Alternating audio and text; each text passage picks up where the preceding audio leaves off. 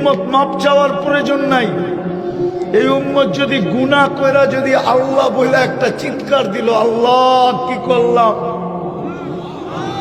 তো আল্লাহ বলে আলিমা আবদি আন্না লাহু রাব্বা, আমার বন্ধুর উম্মত জানলো একজন রব আছে, মাপ চায় না, তাতে কি আসে আর যায়।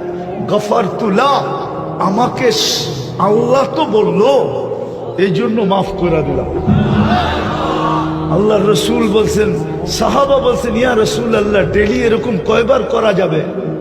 তো আল্লাহ রসুল বলছে 70 বারেরও অধিক। চলেন আরেকটা হাদিসে কুদসি দেই।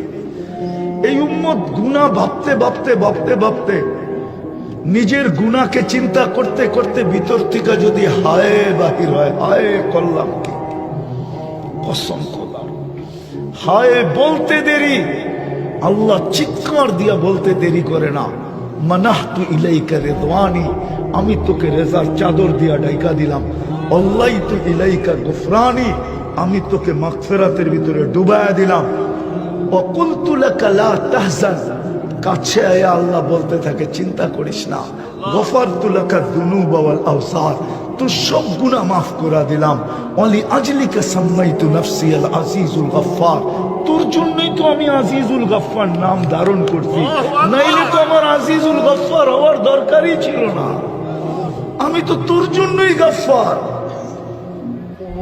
এটা হলো মুহাম্মদী হওয়ার বেনিফিট।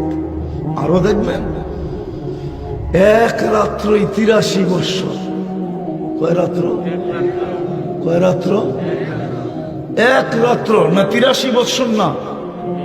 আরে জানেন 83 বৎসর কোন রাত্র? লাইলাতুল 83 বৎসর 4 মাস।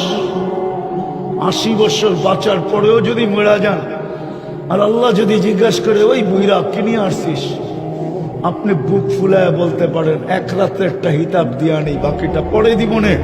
আল্লাহ যদি বোঝে এক রাত্রের হিসাব মানি, এক রাত্রই তো 83 বছর 4 মাস ছিল, আমি 80 বছর দুনিয়ায় ছিলাম, 80 থেকে 80 বাদ দিয়া দেন, আপনি আমার কাছে পাওনা না, তারপরও 3 বছর 4 মাসের পাওনা, আমাকে পাওনাটা দিয়া দেন, এটুক দিয়ে আমার চলবে।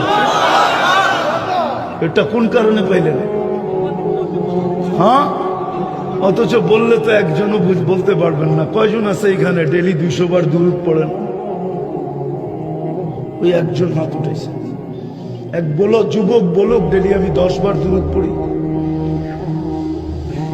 ওই যে এই যুবক বলছে, আর বেশিরভাগ হাত উঠাইতে পারে না। ডেলি 10 বার দুরূদ। কয়বার? কয়বার? কয়বার? হায় হায় হায়,